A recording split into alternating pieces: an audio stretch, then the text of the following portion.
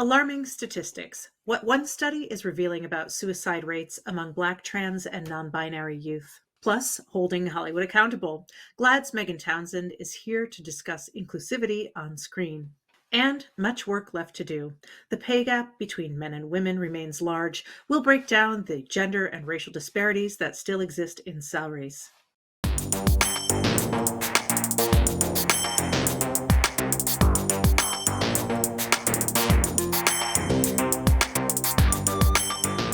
Welcome to Advocate Today. I'm Tracy E. Gilchrist. There are new sobering statistics about the mental health of Black, transgender, and non-binary young people in the U.S. According to a new Trevor Project survey, a quarter of Black, transgender, and non-binary young people attempted suicide in the past year. That's more than double the rate of suicide attempts among cisgender male and female queer Black youth. Researchers also found Black and non-binary young people reported higher anxiety rates and depression. Among Black youth overall, suicide rates have risen faster over the past 2 decades than in any other racial or ethnic group. The Trevor Project is a nonprofit that focuses on suicide prevention in LGBTQ+ youth. If you or someone you know is having thoughts of suicide, the 988 Suicide and Crisis Hotline is available now with resources and counseling. They provide 24/7 service, and it's available to anyone. Dial 988 or visit 988lifeline.org. Inclusivity on screen is incredibly important for marginalized communities. The LGBTQ+ advocacy organization GLAAD holds Hollywood accountable with its annual Studio Responsibility Index. Here now is GLAAD's Senior Director of Entertainment, Research, and Analysis, Megan Townsend, to discuss the survey as it turns 10 years old. Hi, Megan. Thank you for joining me.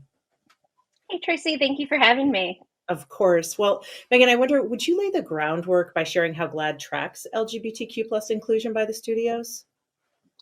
Absolutely.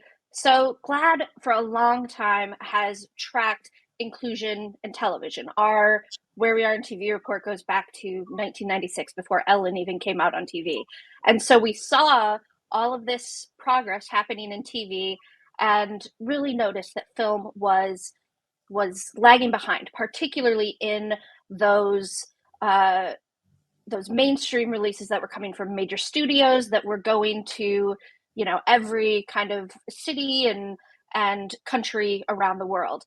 And so in 2013, we put out our first Studio Responsibility Index to look really at the things that are coming out of the major studios that are being, distributed theatrically to any cinema that you might walk in, whether you're in a major city like New York or LA, where you might get more indie movies and have a chance to see some of those LGBTQ stories, or if you're in a small town and are just walking into the theater. We wanted to make sure that the industry was moving to a place where you could always find something that included us, and that included us well, that it was diverse. It wasn't a punchline, and it wasn't so minor that that you might not know it was there if you didn't, read the book or the comic or anything like that. Right. Well, thank you. Thanks for that background. I appreciate it.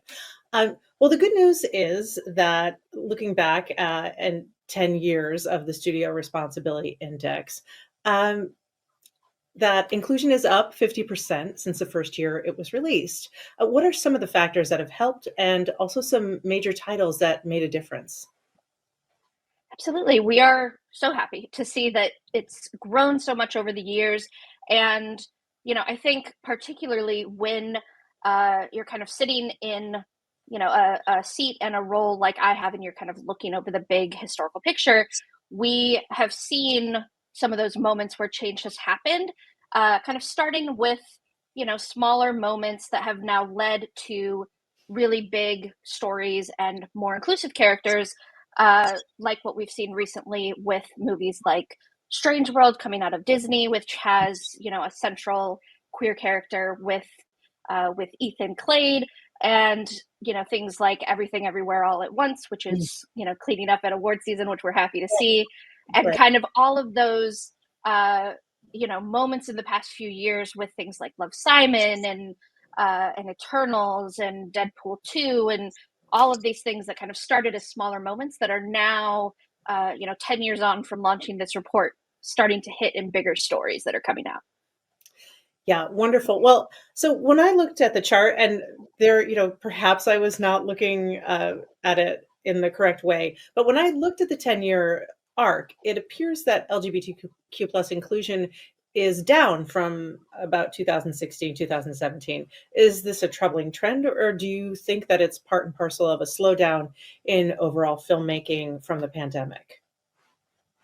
So I think what we, have kind of seen in the past 2 years, 2 to 3 years now, obviously the pandemic has really had an impact on the entertainment business as a whole, but specifically, there was, because of the closure of theaters in the past 2 years of the report, there's been such a kind of change in the sample size that we're looking at, just because all these closures meant that movies weren't coming out theatrically. And, that kind of combined with the launch of so many studio owned streaming services is sort of forcing a little bit of a change right now. So part of, what we are kind of talking about as we hit a year of this report, which has always historically focused specifically on, again, those theatrically distributed things that that people are reaching in the widest way, is that we're looking at what is the next decade of LGBTQ film going to look like? What are the priorities? Where do we need to see change?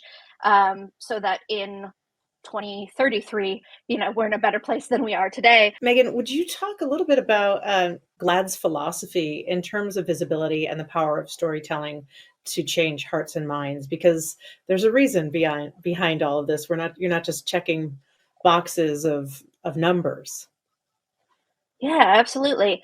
GLAAD was founded in 1985 by a group of advocates who, at the time, really saw the power of media to put a human face to our community, and kind of contextualize at that point what was really awful defamatory, news coverage about the HIV epidemic in New York. And there was such kind of fear and misunderstanding from people who were just seeing statistics, or who didn't think that they knew anybody in their life or in their friends or at work who was gay.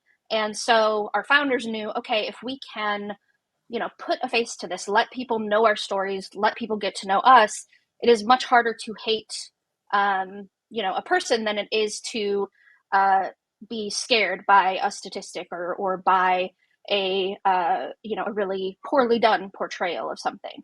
And so that is where, GLAAD's kind of DNA is in our founding, and it's sort of the core of the work that we still do today.